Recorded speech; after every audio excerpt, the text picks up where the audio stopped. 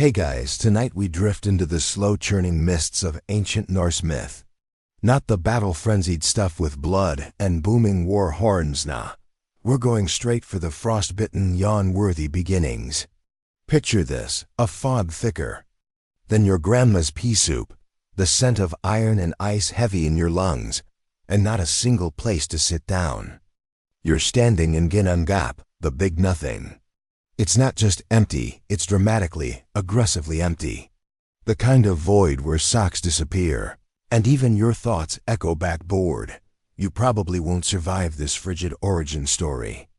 But hey, it's more comfortable than modern rent prices. So, before you get comfortable, take a moment to like the video and subscribe, but only if you genuinely enjoy what I do here. And while we're at it, tell me your location and what time it is. Are you listening from beneath the northern lights or wrapped in a blanket in Boise?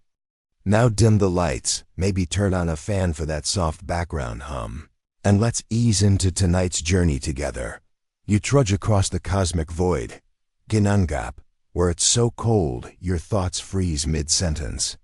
Nothing exists yet, no sun, no stars, no Wi-Fi. On one side, Niflheim, a place of icy rivers that hiss and crackle like they're whispering gossip. On the other, Muspelheim, a flaming chaos realm full of lava burps and zero chill. Between them, you, just you and your steadily numbing toes. Eventually. Because the Norse pantheon must have realized this was too boring, even for them. Heat from Muspelheim meets the frosty mist of Niflheim. It's not a dramatic explosion, more like a hissy steam kettle. The result? A giant. Not a metaphorical giant. A literal frost giant named Ymir, who promptly starts sweating baby giants out of his armpits and legs.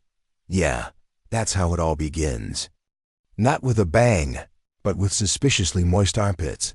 From the melting ice comes a cow, obviously. Her name is Audhumla, and she's a cosmic dairy queen, licking ice blocks to reveal the first godlike being, Buri. She just stands there, licking slowly, like she's trying to get to the center of a frozen lollipop that happens to contain a deity. Honestly, it's the most uneventful unboxing video in the 9 worlds. Historians still argue whether Audhumla was symbolic of nourishment or just an ancient Norse way to sneak livestock into their mythology. Either way, Buri somehow becomes the ancestor of Odin, Vili, and the 3 brothers who will eventually decide that standing around watching armpit giants multiply isn't their idea of fun. You watch as Odin and his brothers sneak up on Ymir, who's snoozing or maybe just ignoring them, and kill him. No screaming, no cinematic music cue, just a slow-motion collapse of one giant's body forming the whole dang world. Bones become mountains, blood becomes oceans, teeth become pebbles. And if you're wondering what they made the clouds from Ymir's brain, yes, you're currently staring up at floating gray lobes. There's no real celebration afterward, no high fives. Just Odin shrugging like, well, that's a planet now. You get the sense they were winging it. I mean, who decides to build the world from someone's scalp? But before you can take a nap under a newly formed sky lobe, the gods decide the place needs a little more order. They make the sun and moon, and assign them drivers, 2 poor souls named Sol and Mani, who now have to ride chariots forever, just to make sure we get a day-night cycle. Why? Because a couple of wolves keep chasing them. You glance up, and yep, there go Skull and Hati, galumphing after celestial orbs like they forgot how brakes work. Fun fringe theory? Some suggest the original myth was inspired by Arctic cycles of light and dark, those long northern winters where daylight vanishes for weeks. Others think it was just a poetic excuse for why the sun runs late sometimes. Eventually, the gods get to people. You're watching as they stumble across 2 bits of driftwood, an ash tree and an elm just lying there like beach trash. Odin gives them breath, Vili gives them thoughts, Ve gives them senses, and suddenly there are 2 humans blinking in confusion. Ask and Embla, the Norse version of Adam and Eve, only significantly more wooden. The first humans don't do much. They mostly stand around looking dazed and trying not to freeze. You'd think the gods might have left them with coats or even a starter hut, but no. Just vibes. Meanwhile, the frost giants' descendants of Ymir are already multiplying like rabbits on fast forward. The gods realize they may have made the world a little too exciting on that front, so they build a giant wall around their shiny new homeland of Asgard. Classic fence-building response. Quirky fact, that wall? It's partly built by a mysterious stranger with a super strong horse. But to that tale's coming later. For now, you just lean against a brain cloud and watch as the realms begin to take shape. Asgard, Midgard, Jotunheim. 9 worlds branching out like a lazy spider diagram. From Yggdrasil, the tree that holds them all up. At this point, nothing really happens fast. It's not a Marvel movie. More like a 9-hour Swedish historical drama where everyone stares into the distance a lot. But you start to sense patterns. Ice and fire. Order and chaos. Gods and giants. It's the ancient Norse way of shrugging at the universe and muttering, probably gonna break later anyway. Even now, Odin is off somewhere quietly planning how to learn everything. He'll do it the hard way, of course. Self-harm and cryptic riddles incoming. But for now, the worlds are born, the Skybring floats, and you're left to wonder why the Norse imagined the ocean as literal blood. Probably best not to ask. You gaze upward at the vast and vaguely unsettling form of Yggdrasil, the world tree. Its branches stretch in every direction, up, down, sideways, and probably through a few metaphysical directions you don't have a name for. The roots dig deep into places you'd rather not go, while the top brushes against mysteries and birds that talk too much. It hums gently, like a wooden cathedral with built-in Wi-Fi for gods and squirrels. You squint at one of the roots, yep. That one snaking down into Niflheim, the ice world from earlier. A dragon named Nygren gnaws at it, just chewing. Forever. Not out of hunger or strategy, just vibes. Above, a giant eagle sits on the highest branch, judging everyone. Like it has an eternal superiority complex. And in between, a squirrel named Ratatoskr runs up and down the trunk, delivering insults between the dragon and the eagle. You'd expect divine wisdom or ancient prophecies, but no. Just petty, passive-aggressive messages like a furry Norse Twitter. Historians still argue whether Ratatoskr's role was symbolic of communication or just comic relief from all the doom. Either way, he's really into his job. You watch him pause, flick his tail, and whisper something rude about the eagle's plumage before darting off again. The tree itself is majestic, sure, but not very eventful. It creaks, it groans, it sheds. Bits of bark like celestial dandruff. You sit beneath it, half expecting enlightenment, but mostly getting pine needles in your hoodie. One root dips into the Well of Urd, a sacred spring guarded by 3 Norns. They're the Norse fates, sort. OF. They don't fly or spin gold. They sit by the water and carve runes into wood while dripping mist over Yggdrasil's roots like extremely cryptic gardeners. Their names? Urd, past, Verdandi, present, and Skuld, future. They don't speak. Often, and when they do, it's not helpful. You once overheard Skuld mumble, soonish, when asked about the end times. Mainstream scholars believe the Norns were meant to show that even gods can't dodge fate. Others argue they're just a mythological excuse for why things go sideways, even when you plan ahead. You look at them, hunched over their runes, and figure they're probably just tired of being blamed for everything. You turn your gaze to the branches. There's a whole system of realms up there, each one sitting like a sleepy roommate in a giant cosmic treehouse. There's Asgard, home of the gods, glowing faintly golden and surprisingly quiet. Not much is happening today. Odin's pacing. Thor's napping. Loki's probably shape-shifted into something weird and is hiding under a bench. Then there's Vanaheim, land of the Vanir gods who specialize in fertility, magic, and generally being less shouty than the Aesir they once had a whole war with. Asgard but resolved it in the most bureaucratic way possible, prisoner exchange.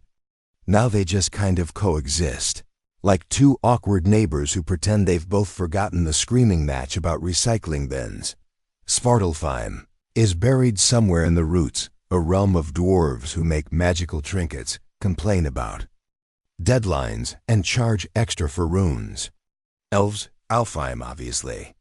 Shimmering, bright, full of tall, smug beings with perfect posture. You wave politely. One of them blinks at you slowly like you've tracked in dirt. You pause in Midgard Earth, your home. Feels a little underwhelming next to floating castles and fire realms, but hey, it's where the snacks are. The gods built a literal wall of Ymir's eyebrows around Midgard to keep the frost giants out, which seems excessive until you remember the whole armpit giant reproduction thing. It's best not to judge ancient home security. A less visited realm is Niflheim, where it's always a little too cold, and everyone pretends they're fine with it. Not far from there is Hell's realm, more on that later. Spoiler, it's a real downer. You gently float over Muspelheim again. Fire demons wave up at you, looking bored but still hot. You can almost hear them muttering, "When's Ragnarok again?" Then there's Jotunheim, where the giants live. They're mostly hanging out, tossing boulders, and yelling at the wind. The gods don't visit unless they have to. Last up is Nidavellir, sometimes merged with Svartalfheim and Thales. It's deep, dark, full of echoes and tools, like a magical IKEA warehouse. You hear the dwarves hammering away, maybe building something important, or maybe just procrastinating on an order Odin placed 4 centuries ago. You drift between the realms, noticing how stable everything feels for now. There's a lot of waiting in Norse mythology. Waiting for fate, waiting for mead to ferment, waiting for Loki to do something regrettable. You imagine living here would involve a lot of sitting around trying not to die creatively. Quirky note: some medieval scribes got the realms mixed up. There's still debate over where exactly each one is located on Yggdrasil. Scholars admit the layout might be symbolic, or that ancient Norse folks just weren't cartographers. So when you hear someone confidently pointing out, exactly where Jotunheim is on a map, smile and nod, then change the subject. Up above, the sun glides lazily past, pulled by horses who are definitely overworked. You see embers trailing behind the chariot, little solar sparks falling through the branches like lazy fireflies.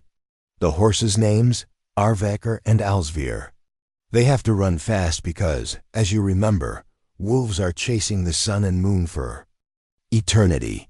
If you listen closely, you can hear faint panting behind the clouds. Hati's gaining on the moon again. Classic. You sit quietly beneath Yggdrasil, the bark humming beneath your fingertips, the roots twitching now and then as if dreaming of deeper soil. It's not exciting, but it's old. It's heavy with stories. And unlike most trees, this one is actively judging you for your posture. Eventually, Ratatoskr zips past again, clutching a pinnacone and muttering, "The eagle says your haircut's outdated," before vanishing up the trunk. You shrug. It's not the worst insult you've heard from a rodent. And so, you stay gently reclining against the base of the world tree, surrounded by mist, echoing legends, and the constant sense that someone up there is watching but too polite to say anything. You find yourself standing at the edge of a still, eerie pool, its waters dark as midnight coffee and just as bitter. A tree root dips gently into the well, and beside it stands a lone figure. Odin, high god, Allfather, and apparently not above. A little self-mutilation for the sake of cosmic trivia. He's staring down at the Well of Mimir, named for the disembodied head floating inside it. That's Mimir, an ancient being known for wisdom, snappy comebacks, and not having a torso. Odin wants to drink from this well, to gain that ultimate insight, the secrets of fate, the runes, and maybe the recipe for decent mead. But of course, there's a price. Always a price. And in true Norse fashion, it's not gold or a funny dance. It's his eye. You watch him reach up and without flinching, pluck out one of his own eyeballs like he's popping a contact lens. No drama, no screaming, just a squishy sound and a quiet sigh. He drops it into the well with a plop that echoes across eternity. Historians still argue whether this was symbolic, perhaps Odin, sacrificing short-term vision for long-term wisdom, or just a gnarly way to spice up an otherwise uneventful myth cycle. Either way, it's a strong start for the Most Wise God branding campaign. After his donation, Odin drinks. The water doesn't sparkle or change color. He just stands there, grimacing, probably realizing it tastes like moss and regret. Still, from this act, he gains knowledge deeper than the oceans, but he doesn't share it. That would ruin the mystique. Instead, he stares dramatically into the distance, like a guy who just finished a confusing indie film and is pretending he gets it. Meanwhile, Mimir's head floats by, silently judging. You follow Odin as he climbs back up toward Asgard, his one-eyed gaze sharp and annoyingly cryptic. He begins carving runes, ancient symbols that hold power over the universe, or at least over weather predictions and decent riddles. These symbols don't just appear to him in a dream or on a cheat sheet. No, Odin decides to hang himself from Yggdrasil for 9 days and nights, pierced by a spear, with no food or drink. Just to really commit to the bit, he dangles there like a sad wind chime, whispering rune names into the void. On day 5, even the squirrels start to look concerned. On day 9, the runes reveal themselves to him, not with a bang, but more like a ping. The way inspiration creeps in at 3 a.m. when you're half asleep and regretting everything. Mainstream scholars say the runes symbolize the Norse fascination with language and magic, one tied to fate and the world's structure. Others point out how similar this ordeal is to shamanic rites from other cultures, suggesting some mythological borrowing, or maybe a global trend of gods going through dramatic personal development arcs. Anyway, Odin survives. He climbs down from the tree, runes clutched in hand like a mystical Wordle puzzle. He brings them back to the gods and people, but again, he's vague. Odin loves withholding information like it's a competitive sport. You wander behind him into the hall of Valhalla, his version of afterlife real estate. It's massive, echoing, with ceilings so high you could float a longship indoors. Warriors lounge about, polishing swords that they'll never actually use again, laughing at jokes that only make sense in Old Norse. It's a weird kind of heaven one where you fight all day, die gloriously, and get resurrected by dinner. The mead flows, the roast boar regenerates, and the vibe is somewhere between a Viking frat party and a medieval CrossFit gym. But you notice something else. Odin doesn't exactly join in. He walks the perimeter like a guy who built a theme park, but forgot to include rides for himself. You can tell the weight of that eye loss and tree-hanging wisdom is heavy. He knows Ragnarok is coming. He's seen it in dream fragments, whispered by the Norns and echoed in the rustling leaves of Yggdrasil. Fringe theories whisper that Odin might not be entirely trustworthy, that his thirst for knowledge sometimes trumps his loyalty, that maybe, just maybe, he's not the hero of every story. You glance at him now, brooding under a candlelit beam, and wonder if he even remembers what normal conversation feels like. Still, the gods trust him. Mostly. Sort of. At least while the mead holds out, you take a seat near the fire. There's a warm bowl of stew, nearby contents unknown, probably root vegetables, and some kind of salted fish. You sip it slowly as Odin continues pacing, one eye fixed on nothing, the other long gone to Mimir's murky well. At one point, he mutters a few lines in a language that sounds like thunder trying to apologize. You pretend not to hear. If he's reciting prophecy, you'd rather not spoil the ending. Later, as the mead settles and the warriors begin to snore, you catch Odin alone, sketching symbols into a wooden beam. He pauses, glances toward the stars peeking through the smoke hole, and sighs. Not dramatically, just quietly. Like someone who's seen the blueprint of everything and still isn't sure it's going to hold up, and that's how he remains. Not glorious, not even especially friendly, just watchful. A god with a missing eye and a head full of burdens that no one else can truly understand, except maybe Mimir, and even he's just a head in a bucket. You wake up on a hill made entirely of hair. Not human hair, thankfully more like an extremely fluffy yak. Beneath your feet, it shifts and grumbles, and then you realize you're standing on Fenrir. Yep, the giant wolf. Son of Loki, eater of gods. Current situation? Tied up and very much not thrilled about it. He glares at you with one massive golden eye, jaws muzzled with magical bindings so strong they shimmer with runes and passive aggression. You take a cautious step back, just in case he breaks free early. Wouldn't be the first time Norse mythology went off script. You remember how it got to this point. The gods, ever so wise and future-fearing, heard a little prophecy that this cuddly wolf pup would someday kill Odin. So naturally, their first idea was, let's raise him ourselves. What could possibly go wrong? At first, Fenrir was manageable. Cute, even. Big paws, floppy ears, tongue too large for his face. The gods took turns feeding him until his meal started including entire sheep herds and, on one occasion, a regrettably slow elk named Harold. Historians still argue whether Fenrir's aggression came from nature or nurture. After all, when everyone's side-eyeing you like a ticking time bomb, you're bound to develop trust issues. Eventually, the gods decided enough was enough. They tried binding him with chains, starting with basic iron. He snapped that like it was cooked spaghetti. Then they moved to enchanted alloys, same story. Finally, they commissioned the dwarves to make Gleipnir, a magical ribbon forged from impossibilities, the sound of a cat's footfall, a woman's beard, a fish's breath, bird spit, mountain roots, and the nerves of a bear. Yes, really. Dwarves are weird, but thorough. Gleipnir looked thin and soft, like a silken leash for an overgrown poodle. The gods brought it to Fenrir with their best poker faces. He looked at it, then at them, and narrowed his glowing eyes. Sure, he grunted. Wolves talk in Norse myths, get used to it. But only if one of you puts your hand in my mouth. Insurance. And this is where Tyr steps up. The only god with enough spine, or maybe two, little common sense to volunteer. Tyr calmly places his hand in Fenrir's enormous jaws.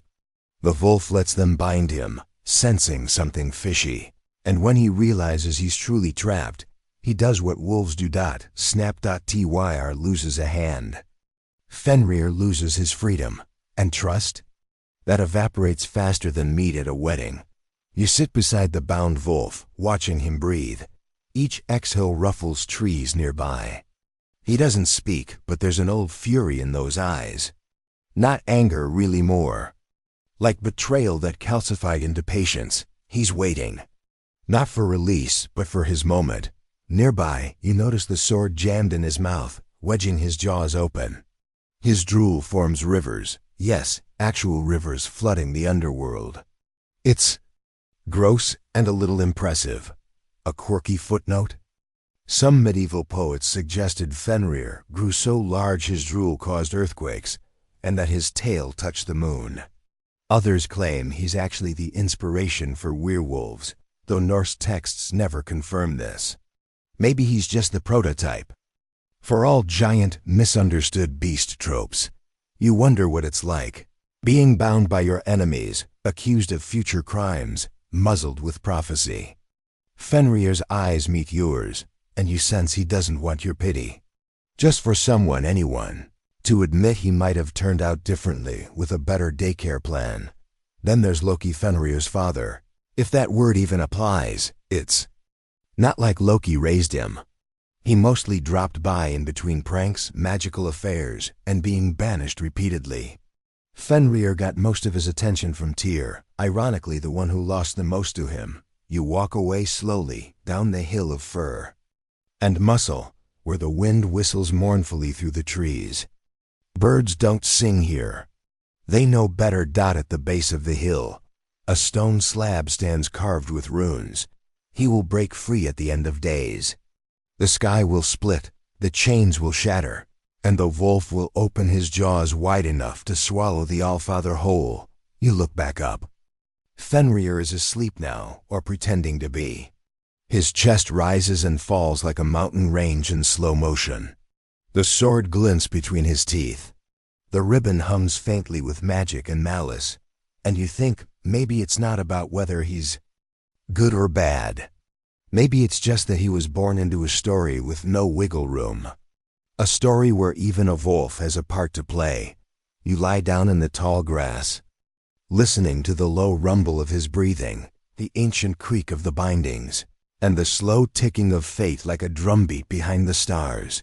Somewhere in the distance, you imagine you hear Tyrolder now, one hand missing, whistling tunelessly. As he sharpens a blade, maybe out of habit, maybe out of regret. Above, Yggdrasil shivers. You're cold now, wrapped in a breeze that smells of ash, seawater, and oddly enough wet goat. That's your first clue that you've arrived in the company of Thor. Not the polished superhero version with charm and a personal trainer, but the real deal. Red beard tangled with frost, hair matted from storm winds, and eyes constantly scanning the horizon for something to punch. He's on his chariot today, naturally pulled by two goats, Tooth Gnasher and Tooth Grinder. They're not cute, they're not friendly, and they occasionally explode into roast meat, only to get reassembled the next day like very chewy Lego sets. You hop on, holding tight as Thor cracks the reins, and you zip across the sky with all the grace of a drunken meteor. Lightning spits from the wheels, and clouds tremble at your passing. You try not to scream. It's not very ASMR friendly. Now Thor's not complicated. He's the god's blunt instrument. Smash first, ask later, smash again just to be sure. But what he lacks in subtlety, he makes up for in volume. His hammer, Mjolnir, is strapped to his belt, short-handled due to a dwarf smithing error, but powerful enough to shatter mountains and egos. Historians still argue whether Mjolnir's symbolism was purely martial, or if it represented fertility and protection. The dual nature of the hammer, destruction and blessing, is echoed in wedding rites and rune inscriptions. Apparently, nothing says happy union like invoking a storm deity with rage issues. Your first stop is Jotunheim, land of giants. Thor's always stomping around here, looking for excuses to commit justified property damage. The giants, by the way, aren't always giant. Some are human-sized. Some are literal walking mountains. Some are just really rude and smell like bad cheese. On this particular jaunt, Thor's looking for a stolen item. Again, this time. It's his hammer. Cue panic. Mjolnir's been taken by a giant named Thrym, who demands Freya's hand in marriage. As ransom, you'd think this would lead to a tense war council, some negotiation, maybe a montage. Nope. The god's plan? Dress Thor up as Freyja. So now you're backstage at the weirdest Norse masquerade. Thor, muscular and grumbling, gets shoved into a bridal gown. They throw a veil over his bearded face, give him a necklace, and tell him to smile more. Loki, of course, tags along in disguise because gender norms were more of a suggestion in Norse myths. At the wedding feast, Thrym comments on how Freya is eating like a ravenous troll. Thor downs an entire ox, 8 salmon, and 3 kegs of mead. The giant is suspicious but smitten. Love is blind, apparently, especially when there's lightning hiding under lace. When Thrym finally brings out the hammer to bless the union, Thor drops the act faster than a bad improv scene and unleashes absolute chaos. He smashes giants left and right, wedding guests flying like confetti. The feast hall crumbles. Somewhere, a harpist quietly packs up and leaves. Quirky detail. Some versions of this myth suggest the hammer's return is also a cosmic balance moment, restoring order through ritual violence. Others just think it's hilarious watching a thunder god in drag. After the dust settles, Thor lounges in the ruins, chewing on a goat bone and grumbling about how itchy Tool is. Loki laughs for a solid hour. You just try to make sense of what you've seen. Back in Asgard, Thor's more relaxed. He sits on a long bench, Mjolnir on the table, goats chewing loudly beside him. He doesn't say much. For all his smashing and storming, he's not really a talker. You sit nearby, watching the twilight shift over the sky. The air feels electric, like a storm is always 2 hours away. Thor glances at you and mutters something low. People always think Odin's the scary one. Then he gets up and leaves, lightning crackling faintly in his footsteps. You're left alone with the goats, which is, frankly, the scariest part of the entire journey so far. You wake to the rhythmic sound of something heavy being dragged across stone. It's not ominous, well it is, but only in that what now kind of way. As you sit up, you find yourself in a cave so vast the walls disappear into shadow. It smells like seawater and stubbornness. There's a flicker of green fire somewhere deep inside. And then you see a dashing Loki shaped there. Mischief Maker, Chaos's favorite nephew. He's chained to a jagged rock slab, wrists and ankles. Bound with guts that glow faintly, which is a horrifying sentence no matter how softly you say it. His face is half in shadow, lips curled in a smirk that's 40% regret and 60% I told you so.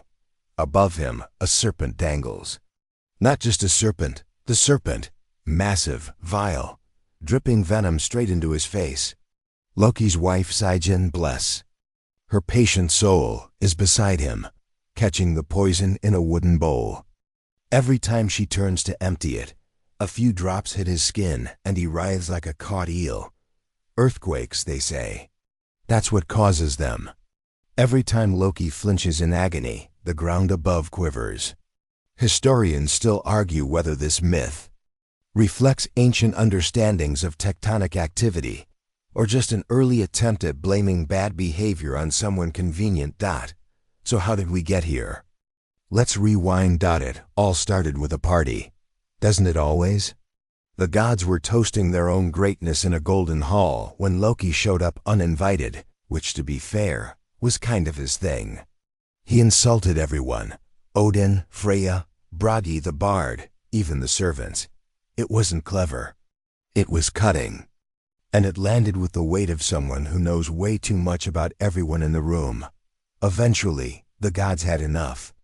Loki fled, as he often did, transforming into various animals and generally being hard to pin down. But this time, they caught him, dragged him back, chained him to this rock in the middle of nowhere, not just because of the insults, not even because of the pranks. No, it was because of what came after. Loki, you see, had children. And these were no average offspring. Fenrir, the giant wolf. Jormungandr, the world serpent who encircles the oceans. And Hel, ruler of the dead, who didn't quite make it to Valhalla or the prettier parts of the underworld. The gods feared these children rightly, as it turns out, and cast them out. Fenrir was bound. Jormungandr was tossed into the sea. Hel got her own creepy kingdom. With one half-dead face and zero natural lighting, Loki didn't take it well. And when Baldur the golden boy, the god so beautiful even rocks refused to hurt him, died from a sprig of mistletoe, there was Loki behind the scenes laughing. Historians still debate whether Loki truly hated Baldur, or whether he simply couldn't resist breaking the one thing deemed unbreakable. There's a theory that Loki represents entropy itself, not evil, just inevitable. A cosmic gremlin in the machine. You watch him now as Sijin catches another bowlful of venom. Loki breathes heavily. His eyes are red from pain and something deeper, loneliness.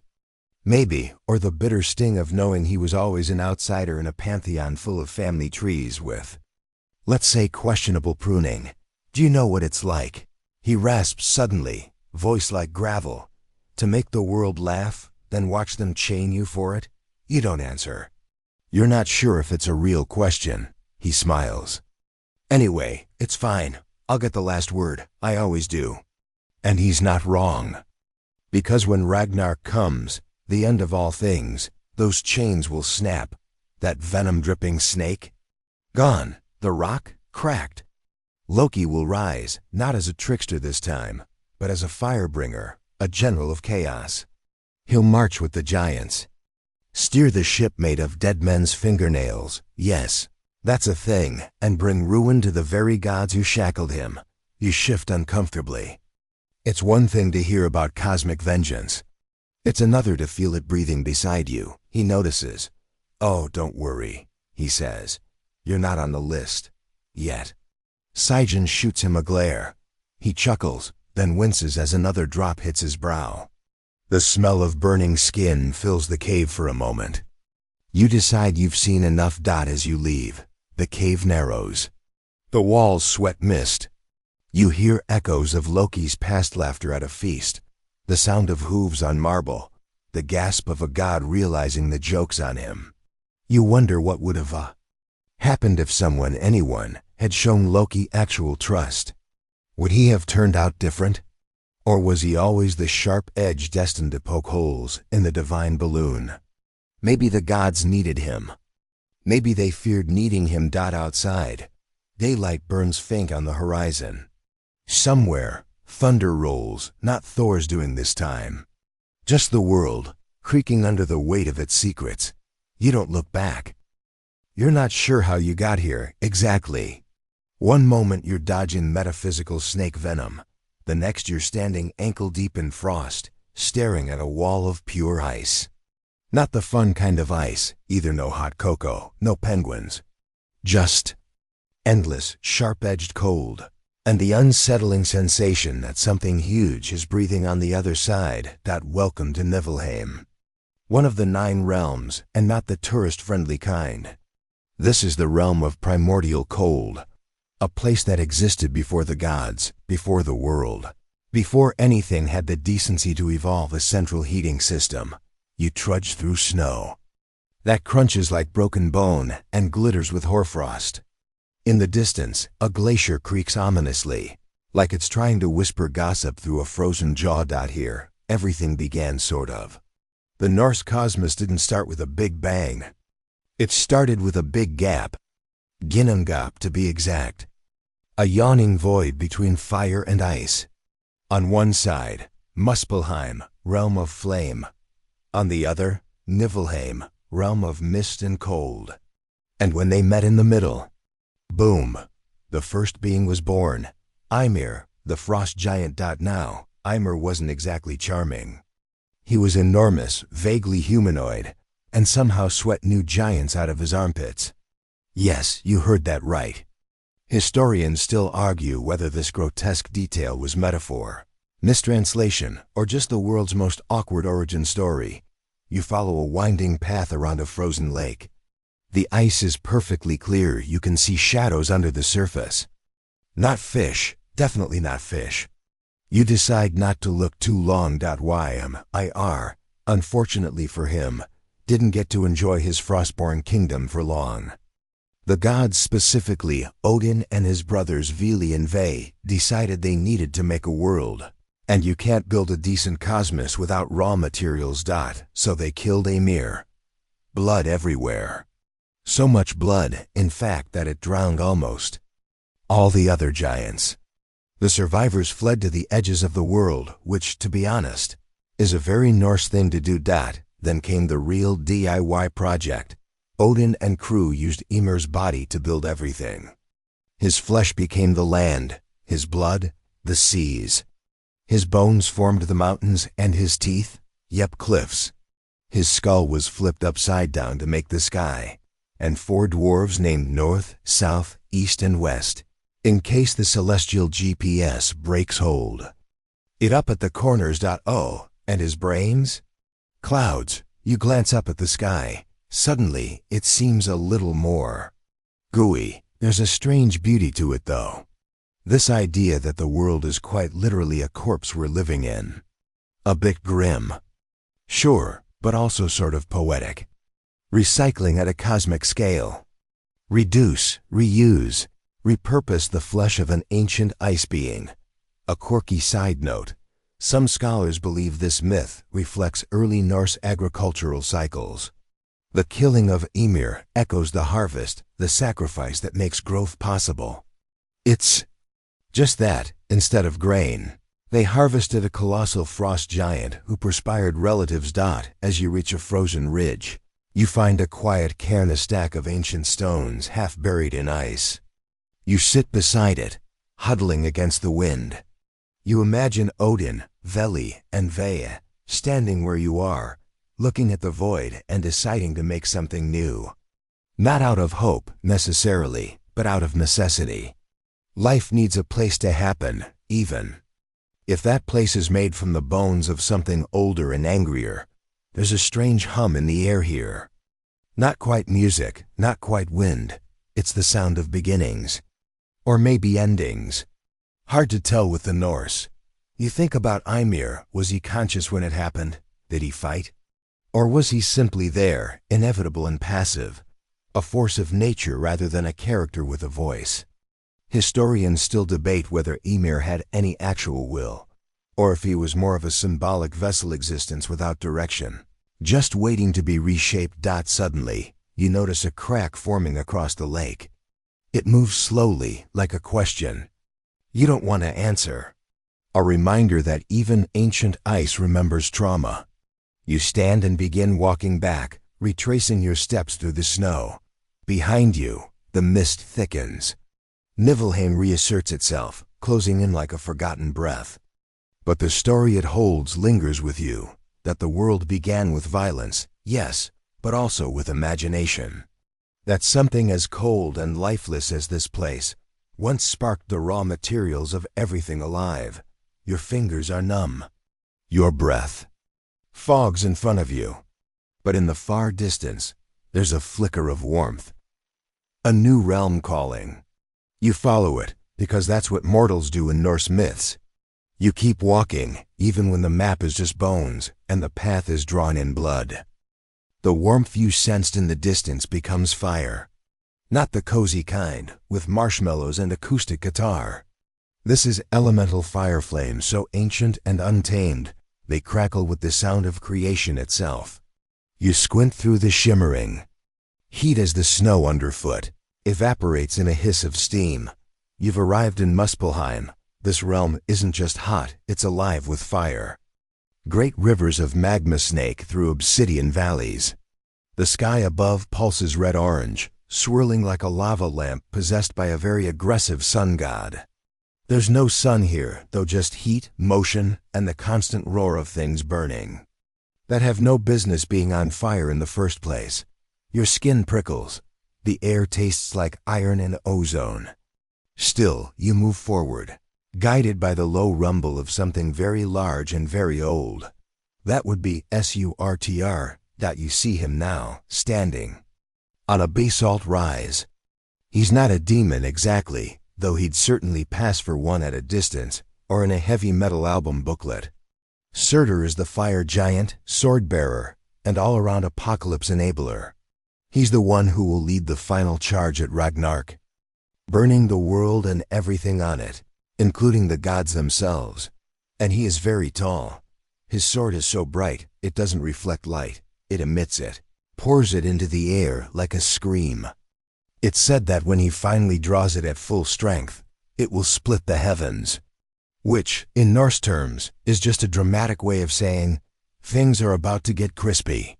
Historians still argue whether Surtr was a late addition to the Norse pantheon, possibly borrowed from older fire deities or mythic figures from other cultures. He feels different.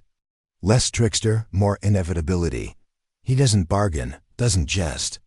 He waits. You watch him from a safe-ish distance. Surtr doesn't move much. He's not pacing or roaring or monologuing. He just is, like a volcano waiting for the right tectonic insult. You wonder what it's like to live forever with one singular purpose: to destroy. Not out of rage or revenge, just because that's your role. Your cue, your final entrance before the curtain drops on existence. Surtr turns slightly. You freeze. He doesn't acknowledge you exactly, but the air thickens with the sense that You've been noticed. That you're now part of the equation, however minor. He raises one hand, and the flames ripple outward. You see visions flicker in the air. Asgard in ruins, gods falling, Yggdrasil burning like dry pine. It's strangely beautiful. Awful, but beautiful, like watching snowflakes settle on a funeral pyre. A quirky side note? The word Muspel has uncertain origins. Some scholars think it means world's end, while others connect it to Old High. German roots for fire. And in the oldest surviving Norse texts, Muspelheim's position in the cosmos shifts depending on the telling, as if even the mythmakers weren't entirely sure where. To stick their furnace. You decide to move on, not wanting to overstay your welcome in the oven of the universe. As you walk, you spot smaller fire giants in the distance. They're not as towering as Surtur, but they burn with purpose. This realm doesn't need civilization, it is the fuel, the forge. It's the answer to the question, what happens if we make the end of the world a place you can actually visit? You reach a ridge where molten rock spills down like a waterfall. Beyond it, through the heat shimmer, you see the faint outline of the world tree Yggdrasil. Even from here, it looks like it's holding the sky together with stubborn roots and hopeful bark. And that's the thing, isn't it? In Norse myth, nothing is permanent, not even the gods. Everything ends. Even the tree will fall. But Muspelheim doesn't care about endings. It is the ending. It's the spark behind the curtain, the match you strike after reading the last page of the book. You pause. Take a breath that tastes like the inside of a kill. Then, in the distance, you hear something unexpected. Laughter. A strange, sharp laugh echoing across the burning plains. Not cruel, not mad, just amused. Could be Loki. Or maybe the fire itself has a sense of humor. Wouldn't be the weirdest thing in this mythology. You turn away from the heat, heading toward the shadows of a different realm. Behind you, Surtur waits still, sword alight, biding time like a storm you can't see yet, but feel in your bones. Asterisk. The heat fades as you walk. Slowly at first, like someone turning down the world's thermostat, but then suddenly, a gust of cool wind wraps around you like a sigh from the earth itself. You follow a narrow trail that winds between mossy stones and damp roots, descending gently into shadow. The light changes too, becoming green, gold, and soft, filtered like sunbeams through old cathedral glass. You've made it to a Lfheim. This is the realm of the Light Elves. You half expect to see Legolas doing yoga on a crystal veranda, but know this. Place is subtler, more ancient. The trees here don't just grow, they remember. Their bark is etched with lines too symmetrical to be random, too crooked to be deliberate, somewhere between natural growth and celestial calligraphy. Alfheim is peaceful but not boring. Everything feels intentional. The way the light pools at the base of a fern. The way the wind whispers through a hollow branch. It's like the realm itself is humming with a song you don't quite know the words to. You walk on soft ground, a kind of mossy path lined with pale mushrooms and glowbugs that blink politely as you pass. And then you see them, the Light Elves. They are not tiny, nor do they have wings. They're tall, graceful, and honestly a bit too attractive for people who live in the woods full time. They move like dancers but carry themselves like scholars ancient. Ageless, and possibly judging your outfit just a little. Historians still argue about what the Light Elves even are. Are they lesser gods? Spirits of nature? Ancestors made beautiful and immortal by memory? Snippets from the old poems call them fairer than the sun, but say little else. Which leaves a lot of room for interpretation, and in some cases, artistic overreach. They nod as you pass, acknowledging your presence but not necessarily inviting conversation. You get the feeling this is a place where silence is preferred, where words might startle the air, but you do learn one thing. Alfheim was once ruled by the god Freyr. Yep, same Freyr who rides a golden boar and has a ship that folds up like origami. The gods, in a rather generous gesture, gave Alfheim to Freyr as a sort of divine baby gift. No idea what he did to earn it. Maybe he was just that charming. Freyr, unlike his hammer-happy cousin Thor, was a god of fertility, peace, and prosperity. He's the one you pray to if you want good crops, a nice spring thaw, or a romantic partner who doesn't turn into a swan. His energy is all golden fields, warm evenings, and just the faintest scent of mead. You pass through a clearing where the grass hums gently beneath your feet. The air smells of mint and old wood smoke. A few elves are seated in a circle, eyes closed, palms up, meditating, maybe, or holding a very silent argument about who gets the last elderberry tart. A quirky detail. In some later Christian-influenced versions of Norse lore, elves were downgraded into mischievous house spirits or ghost-like beings, which is like taking a PhD professor and demoting them to guy who hides your car keys.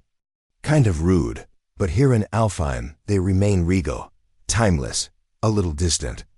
They don't care much for drama, battles, or even the other realms.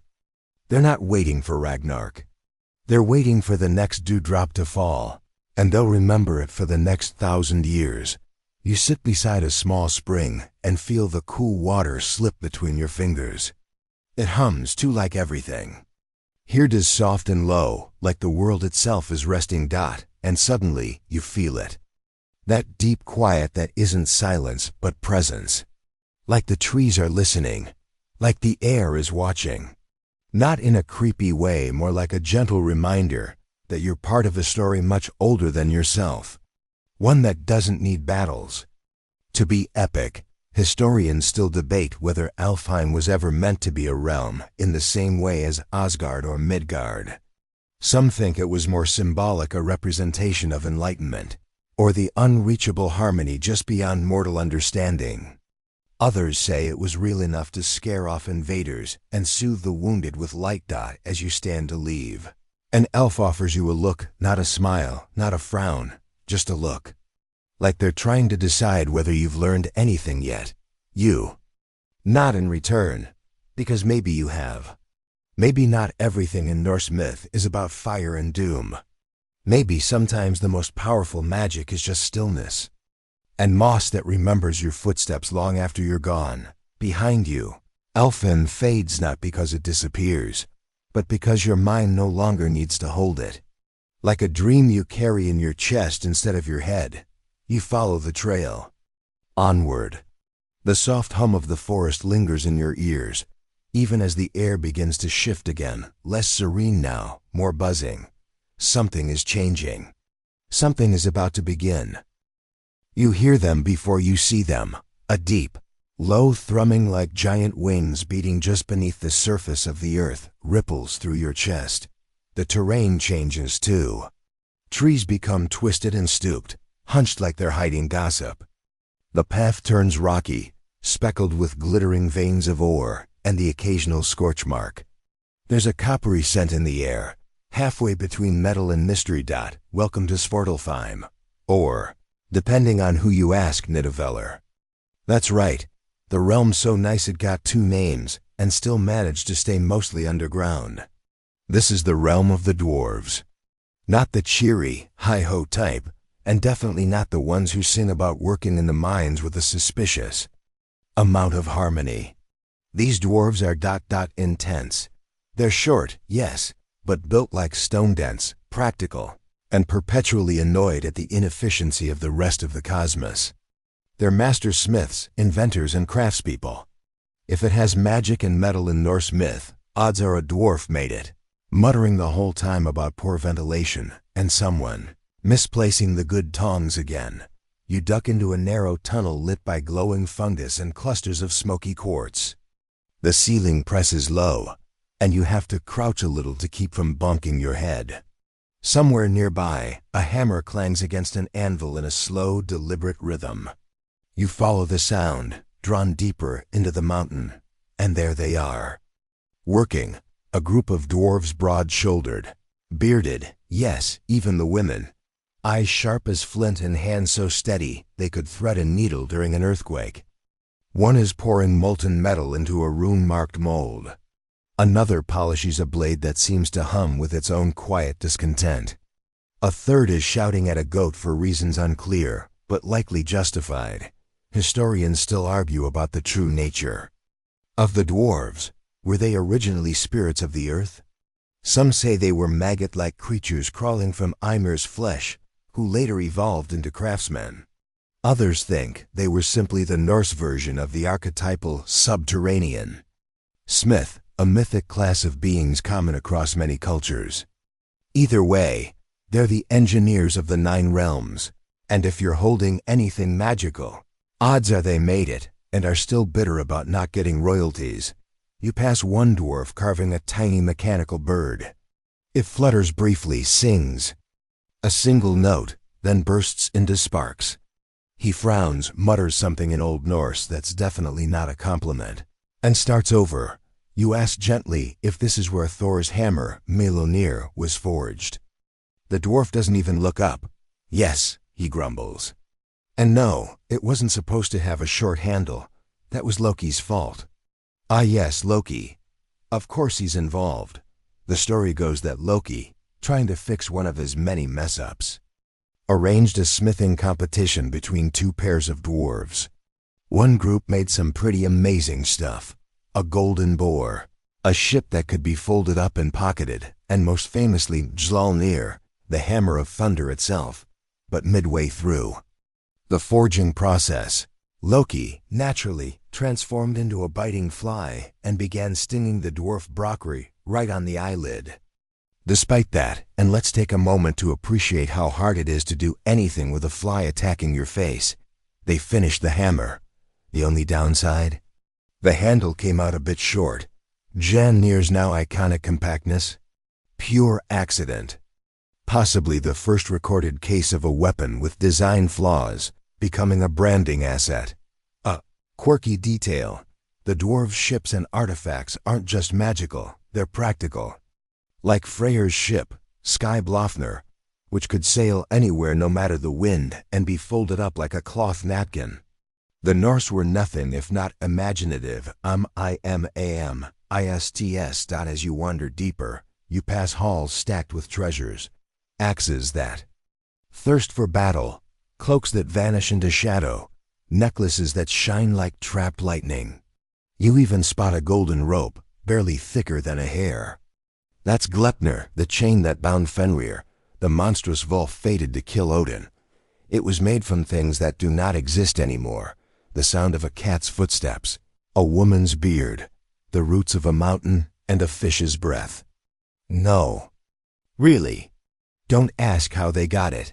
Historians still debate whether this impossibility of ingredients is symbolic of ancient Scandinavian beliefs about controlling fate, using the intangible to bind the inevitable. Others think the dwarves just had a flair for poetic over-engineering. You realize, as you watch them work, that this realm is less about fire or frost or light, it's about creation. Purposeful creation. Things made with intention, every groove, and rune chosen carefully. The dwarves might seem gruff, but they're artists. Grouchy, brilliant artists who'd rather forge a crown than wear one. Eventually, the tunnels start to widen again. You find yourself at the base of a stone staircase, leading up toward a shaft of silver light. One of the dwarves nods toward it. World above, he mutters.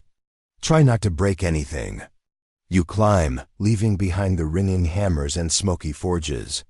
As you reach the top, you glance back one last time and see a dwarf holding up half-finished spear, its tip glowing with quiet fury. It's beautiful, and you know, whatever happens to the gods, the worlds, even time itself, someone will always be down here, hammering away in the dark, making the impossible real. When your feet hit solid ground again, you're back beneath the open sky, but not the kind of sky that reassures you. No blue. No clouds. Just a heavy, swirling gloom, like someone forgot to dim the apocalypse after setting the mood. This is Yes, that hell. Not a realm of pitchforks and eternal barbecue like some other underworlds, but cold, quiet, and disquietingly bureaucratic. If Muspelheim is a bonfire and Niflheim is a freezer, Hell is the waiting room at the end of time. Chilly gray and somehow always echoing slightly, even when you're the only one talking. You step forward, boots crunching on brittle frost. The wind doesn't howl here, it exhales, long and low. Everything feels hushed, not out of peace, but because no one wants to wake the dead. The buildings, if you can call them that, are half-formed stone arches, blackened trees, and bone-pale structures that seem to lean just slightly away from you as you walk past. This realm isn't for warriors. This is where the quiet deaths go, those who died of illness, old age, or simple misfortune. No Valkyrie escorts. No blazing halls. Just ... here. And presiding over it all? Hell herself. She appears from the mist like a shadow that decided to wear a crown. Half her body is that of a beautiful woman's sharp features, fine hair, eyes like moonlight on still water. The other half? A corpse, not grotesque, just matter of fact. Bones, pallid skin, a faint scent of earth after rain. She's like someone who's long accepted her role and moved on, but keeps the costume for official duties. Historians still argue whether Hel was ever meant to be a villain. Some think later Christian influence darkened her image, turning her into a proto-devil. But the older stories suggest she's more ... administrative. She doesn't punish the dead. She files them, shelves them, watches over them like a silent librarian of lost lives. You feel her watching you. Not with suspicion, just awareness. You are not from here, and things that don't belong in Hell tend to leave quickly or become permanent exhibits. A quirky tidbit: Hel was one of Loki's children. Yep, same family as Fenrir the Wolf and Jarmungandr, the World Serpent. If that doesn't make you feel better about your weird uncle, nothing will. Odin, ever the cosmic micromanager, tossed her down here to rule the dead. She didn't fight it. Just got to work, and she's thorough. You pass a procession of spirits, silent and stooped. They don't moan or wail, they simply are. Some hold the last object they touched in life, a spoon, a baby blanket, a snapped arrow. Others carry nothing at all. You wonder if they even remember who they were, or if that's Hell's final mercy. Quiet forgetting. In one corner of the realm, there's a hall called Eljarnir. It's Hell's throne room. Grim, yes, but also tidy. Bones arranged with geometric care, curtains of frost. A hearth that burns with a pale green flame. No feasting here. Just presence. Cold, certain presence. You pause before it, half expecting a whisper in your ear. None comes. Just the hush. And maybe that's the most unsettling thing about Hell. It isn't evil, it's necessary. Not every story ends in glory. Some end with a final breath and a door quietly closed behind it. Historians still debate whether Hell's realm is below the earth or simply beyond it. Some sources place it at the roots of Yggdrasil, where the tree touches the most forgotten parts of the cosmos. Others think it's a metaphor for the natural process of decay, an end we all reach, gods included. But here, walking its quiet paths, you understand why it had to exist. A place not for judgment, but for stillness, for memory without pain, for stories without applause. You walk on, the crunch of frost soft beneath your feet. Occasionally, you pass a spirit that turns slightly as you pass, as if they almost remember something. A dog's bark, a song, the sound of someone laughing. Once, long ago. But the moment passes, and they fade again into stillness. You glance back once more at Hel. She hasn't moved. She doesn't need to. This is her realm, and you are a blink in her eternity. You breathe in the air, which tastes of ash and time, and feel your pulse. Still strong, still alive. That makes you rare here. And so you continue, footsteps echoing into the stillness, heading for whatever realm waits next. The air begins to shift again, warmer now, tinged with the scent of damp earth and growing things. Behind you, Hell remains quiet and eternal, ruler of those who came quietly and never left. Asterisk. Asterisk. The change comes subtly, at first no dramatic flash. No swirl of color, just a sense that the ground underfoot has softened. The frost from hell has given way to something loamy and damp. You sniff. There's a hint of moss, mildew, and... is that compost? Welcome to Vanaheim, if Asgard is the realm of high-gloss gods and boardroom thunder deals. Vanaheim is the god's weird cousin who lives on an organic farm and has very strong opinions about tree sap. This is the land of the Vanir, the nature gods, the ones who prefer growth to war, negotiation to domination, and probably ferment their own meat in upcycled oak barrels. You push through a curtain of willows, and the landscape opens up. It's not neat, not manicured, it's wild. A patchwork of marshes, forests, green hills, and rivers that meander like they've had a few drinks. You feel like you've wandered into the Norse version of an eco-retreat. Somewhere nearby, a frog croaks authoritatively. A tree sighs. The Vanir gods are often overlooked, partly because they're not as flashy as the Aesir. But don't be fooled, they're powerful. You've already met one, Freyr, that golden boy god of Alfheim. His sister, Freya, goddess of love, beauty, and a little bit of well-placed chaos. Their father, Gerd, god of the sea, ships, and the low hum of the tide lapping at your thoughts. Historians still argue whether the Vanir were part of an older tradition, possibly pre-Viking, representing an agricultural worldview before the warrior cult of Odin came to dominate. Some suggest that the Aesir-Vanir War, yes, there was one, was a symbolic merging of those cultural belief systems.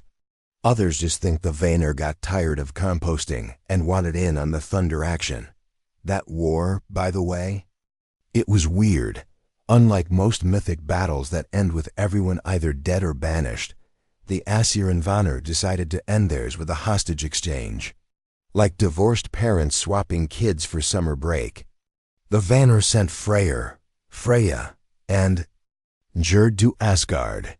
The Aesir, in return, sent a few of their own, including Henir, who was tall and nice-looking, but apparently not very chatty, and Mimir, a talking head full of wisdom. Yes, just the head. No, don't question it. The point is, the gods decided diplomacy might be better than endless brawling. Radical. As you walk deeper into Vanaheim, you pass fields where the crops seem to grow in perfect spirals, fed by rain that falls gently, even though no clouds hover above. Everything is alive here, very alive. The trees lean toward your voice. The flowers open as you approach and close behind you. A squirrel watches you with what can only be described as tax audit-level scrutiny. You pause at a small stream. The water is cool, and the pebbles beneath shimmer in soft greens and blues. Sitting by the bank is an old woman stirring a bowl of runes. She looks up, eyes sparkling with mischief. "Looking for something?" she asks. Like she already knows the answer. You shrug. She chuckles, pulls a card from her sleeve. It's not a rune, but a leaf veined in fold, and lets it drift downstream. The current carries it away, like a whisper you're not ready to hear. A quirky tidbit about Freya. Despite being a goddess of love and beauty, she also gets half of all the fallen warriors. Odin gets the other half for Valhalla, but Freya takes her share to Folkvanger, her own field of honor. So if you die heroically in battle, there's a coin toss mead hall or flower field. Either way, hopefully there's a decent playlist. You pass through a grove where the trees seem to murmur lullabies in a language older than speech. Everything here grows in abundance, but nothing is uniform. Vanaheim doesn't do straight lines.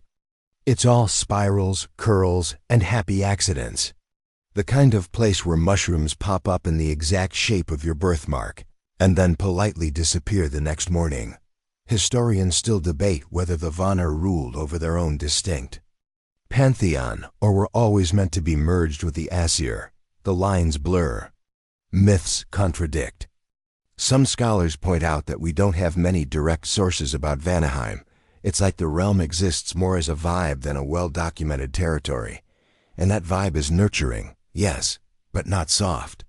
Vanaheim can turn harsh when provoked. Storms roll through, wildfires spark, rivers flood. Nature doesn't play favorites.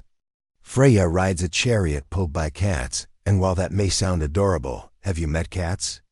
Regal, aloof, capable of absolute chaos with a single paw flick. Kind of like Vanaheim itself. You walk past a garden filled with herbs. Some you recognize sage.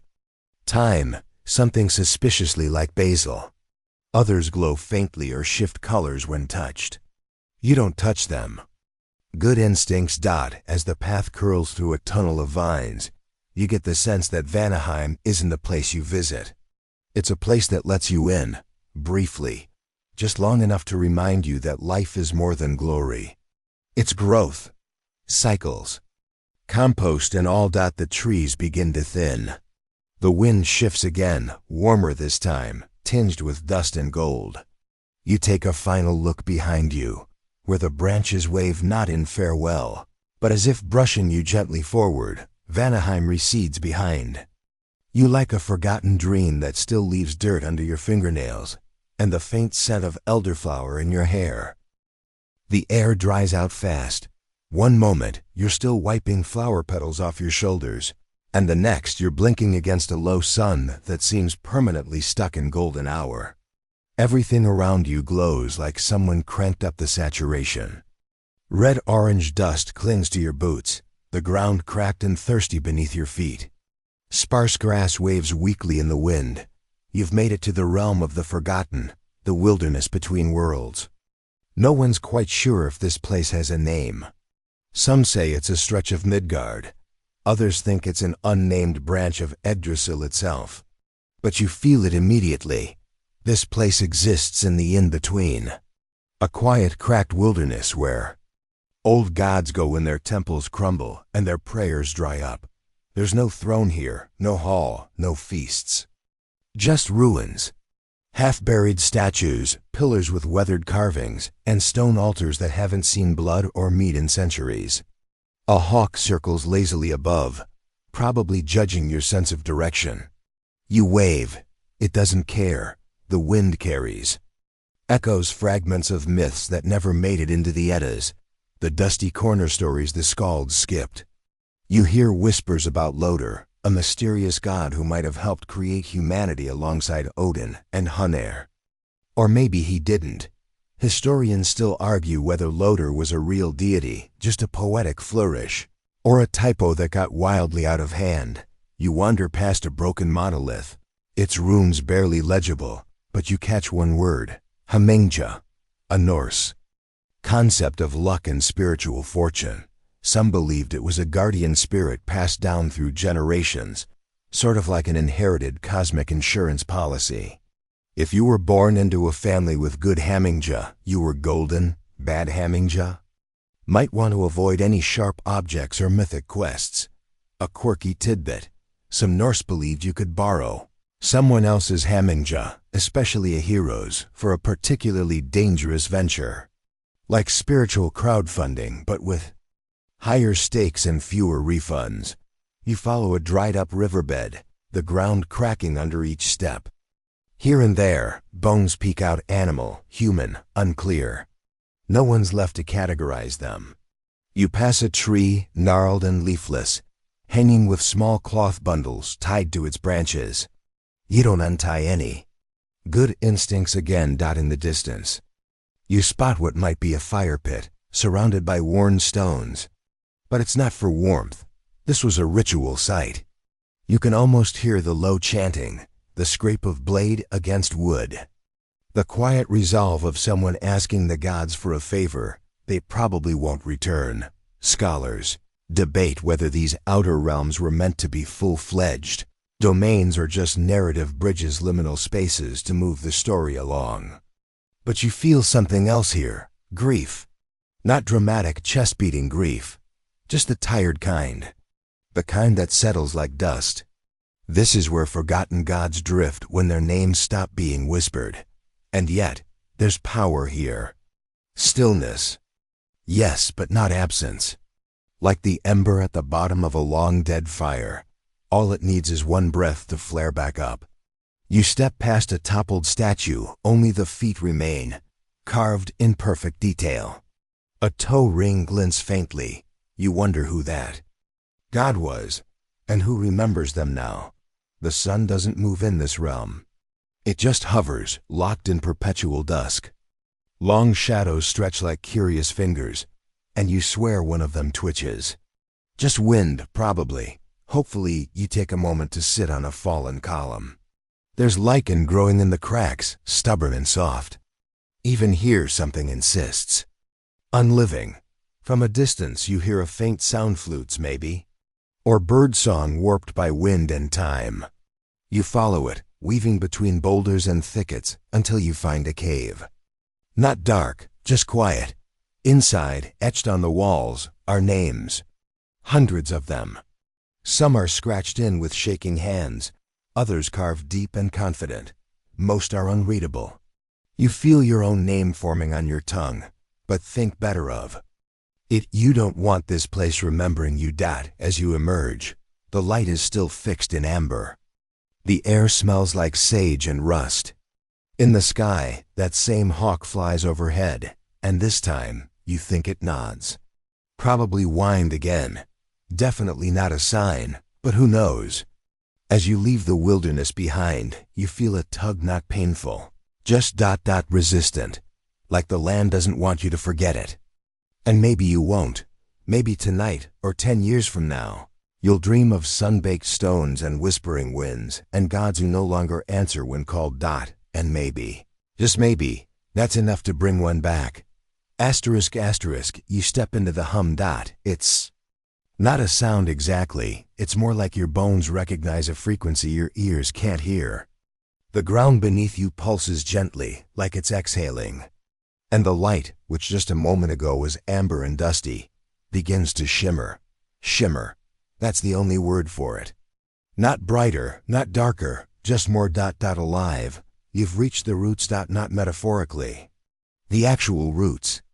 Massive, thick as rivers, curling and coiling beneath all the realms. Beneath time itself. Yggdrasil, the world tree, or at least the part of it mortals don't usually see.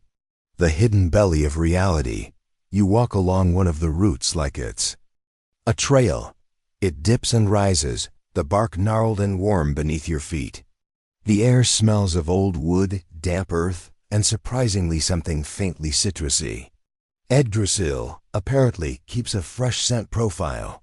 The deeper you go, the stranger it gets. There are no stars here, but the moss glows. Not brightly, just enough to paint soft green shadows. The silence is absolute, but somehow not empty. You feel watched, gently. Like the tree is aware of you and doesn't mind your presence. Yet. A squirrel darts past. Small, fast, cinnamon red. You recognize it at once. Ratatoskr, the original gossip courier. He runs up and down Yggdrasil all day, carrying insults between the dragon Nigrur gnawing at the roots and the eagle perched in the highest branches. Historians still argue whether Ratatoskr is just a comic aside or a cosmic symbol of communication. Or maybe miscommunication. Quirky tidbit. Some scholars think the Norse imagined Ratatoskr as a trickster figure, always stirring up trouble. Sort of a divine middle manager with too much caffeine and not enough oversight. Honestly relatable. You crouch beside a knot in the wood where a tiny spring bubbles up. This is one of the sacred wells. Not the flashy ones like Minas Brunner. The well of wisdom, but a lesser-known one. It doesn't offer prophecy. It offers memory. You touch the water. It's cold, but it wakes something in you. A dream you forgot. A name you never knew you knew. It's gone before you can hold on to it, like mist through fingers. You sit for a while, leaning against the bark. It creaks faintly, and you swear it shifts slightly like an old friend adjusting beside you. The tree is not still. It's growing. Breathing, stretching through the gaps between worlds. Its branches cradle the realms. Its roots feed on the forgotten and the eternal. And here you are, a tiny traveler, a temporary thought in the mind of something ancient and kind of over it. You begin to notice faces. Not literal ones, but patterns in the wood. Knots shaped like eyes, hollows that look just a bit too much like mouths. As if the tree remembers those who have passed through it. And maybe it does. Maybe every god, every spirit, every squirrel and hero that ever brushed against its bark left something behind. A groove, a scent, a story historians still debate. Whether Yggdrasil was meant to be taken literally or as a symbolic structure of Norse cosmology. Some think it represents the interconnectedness of all things. Others suspect it was more of a poetic device, an organizing myth to tie the madness together. But when you're here, sitting on its roots, feeling it breathe, that debate feels small. You look down into a crevice where a root splits, revealing a glint of something metallic. You reach down because curiosity, as always, defeats caution and touch it. A coin, ancient, worn, stamped with a rune you don't recognize. When you blink, it's gone. The tree has a sense of humor, apparently. Far off, you hear a low rumble, not threatening. More like a cosmic throat clearing. Something big is shifting somewhere above or below. It's easy to lose your sense of direction here. Gravity isn't exactly loyal to one direction. You decide to follow another route, this one wider, sloping upward. As you walk, you notice carvings, old ones, prayers maybe, or warnings. One reads, faint but clear. He who climbs without question meets only the unknown. Good pep talk, that as the path rises, so does the light. Not sunshine, but a bluish glow, soft and constant. The moss thins, replaced by slit bark that shines faintly with dew.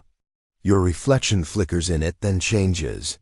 For a moment, you see yourself much older, or younger, or as someone else entirely. A trick of the light, probably, right? You reach a plateau, nestled between two massive root arches. The view takes your breath. From here, you see glimpses of the realms.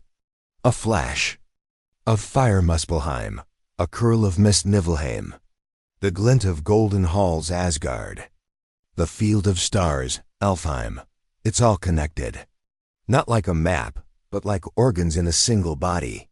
Living, pulsing, tangled beautifully in the roots and branches of Yggdrasil. You wonder what happens if the tree dies. No one knows. Some say Ragnarok will end everything, even the tree. Others whisper that it will survive, scarred and smaller, but alive. And from its remains, a new world will grow. One with fewer wolves, hopefully. You sit for a while longer, listening to the slow thrum beneath you. A beat older than God's. The rhythm of reality itself. Eventually, you rise. The path forward beckons, winding up the route like a spiral staircase. Made of bark and memory. Whatever waits at the top, you're almost ready for it. Almost. The climb begins. Your fingers brush the bark for balance. Its ridges like ancient fingerprints. The path winds upward now, narrow and strange, sometimes vertical, sometimes sideways. Yggdrasil doesn't follow geometry. It follows memory, myth, and the collective dizziness of centuries. Each step feels lighter. Not just metaphorically, your boots barely make contact now. Gravity loosens. The air thins but sweetens, like breathing in steam infused with pine needles and something older. Harder to name. It's a bit like the smell of lightning before a storm. If that storm were brewing in the bones of a god. Above, through shifting tangles of root and cloud, something gleams. You're close. And then, just like that, you emerge. No ceremony. Number. Fanfare. Just a soft threshold you step through, and suddenly you're at the crown. The very top of the world tree. It's not what you expect. Not a throne. Not a lightning bolt or divine breakfast buffet. Just a single branch, stretching out into the void like a pier over an infinite lake. And on it an eagle. Huge. Regal. Gudgy. This is Risvelgur, the corpse gulper. He sits at the end of the world, his wings so vast that when he beats them, he stirs the wind across the realms. Historians still argue whether Rhys-Velgr's metaphor, monster, or misunderstood sky deity. But in this moment, he looks at you, feathers rippling, and you feel deeply, deeply seen. Slightly judged, too. But mostly seen. You step toward him carefully. Your boots making no sound on the bark. He doesn't move. Just watches. And then, because apparently this is a thing now, you hear a voice in your head. Not words, exactly. Just an idea. Look down. So you do, and what you see is everything. The 9 realms, stretched out below like veins and rivers. Muspelheim's flames dance next to the frost mists of Niflheim. Midgard's oceans swirl lazily, dotted with ships too small to see. Alfheim glows like a firefly jar. Jotunheim looms like an angry mountain range with opinions. And far, far beneath it all, Helheim lies still and dark, watching back. It's breathtaking. And completely overwhelming. You sit, because really, what else do you do when you're looking at the whole of reality and trying to pretend your brain is okay with it? The branch gently sways. Rhys-Velgr preens a feather roughly the size of your torso. He doesn't seem to mind your presence.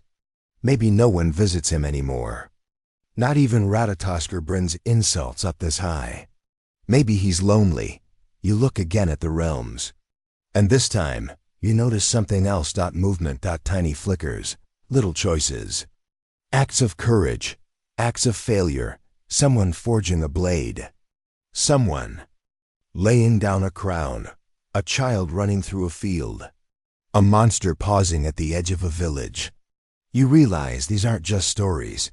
They're still happening. Every second, every beat of Rhys-Velgr's wings, the myth moves forward. It never stopped. Quirky tidbit. Some fringe theories argue that Yggdrasil is actually a neural network, a cosmic brain, and all of us are just its dreams. Honestly, standing here, that doesn't sound so far-fetched. You definitely feel like a well-developed hallucination at this point. You reach out and place your hand on the branch. There's no dramatic transformation. No lightning. Just warmth, connection, and for a moment just one. You feel every heartbeat in the 9 realms. Yours among them, not special. Just part of it. You think back to where you started. The cold, the shadows, the whispering roots. The strange gods, the confused mortals, the talking squirrels, the flaming swords and doomsday wolves and cryptic riddles. All of it weird. All of it wonderful. Historians still can't agree whether Norse mythology was meant to guide, to warn, or simply to entertain around a longhouse fire. But looking out over everything now, you understand something else. It was never about answers. It was about the telling. About keeping the stories breathing. Letting them echo, mutate, survive, even if the gods themselves don't always make it. You close your eyes. The wind from Rhys-Velgr's wings stirs your hair. The branch beneath you is steady. And slowly, softly, the hum of the tree fades into the rhythm of your own breath. This is where the journey ends, or maybe begins again. Because in a universe built on cycles of death and rebirth, of stories told and retold, there's no such thing as the end. Only a pause. And now we pause too. Asterisk, the wind softens now. Everything that was vast and glowing and alive begins to fade gently. Not like a door slamming shut, but like candlelight slipping into darkness. The colors mute, the shimmering bark of Yggdrasil slows its breath. And even the great Rhys-Velgr tucks one wing quietly in. He watches you with calm eyes. Not goodbye, just a nod. Your feet find the root path again, softer this time. No more sharp edges or riddles. The bark cradles your steps like it remembers your weight. The moss hums a sleepy lullaby in tones only your dreams will understand. Behind you, the realms stretch on in peace. Not in stasis, no, they're still moving, still changing, but they don't need your eyes on them now. They're fine. They always were. You pass the coin again, now nestled deep in the wood. You leave it be. You descend not downward, but inward. Into rest, into breath, into quiet, and the stories follow, not loudly. Just hints, a wolf's paw print, a whisper about a golden apple, the fading chuckle of a squirrel with too many secrets. You carry them all now. A little spark of myth in your pocket, to dream of when the world feels too plain. So, for now, let your eyelids grow heavy. Let your limbs settle like fallen leaves. Let your thoughts drift gently to mist and mead halls, to giant trees and wisecracking gods. The myth doesn't need you right now, but it'll be here when you wake.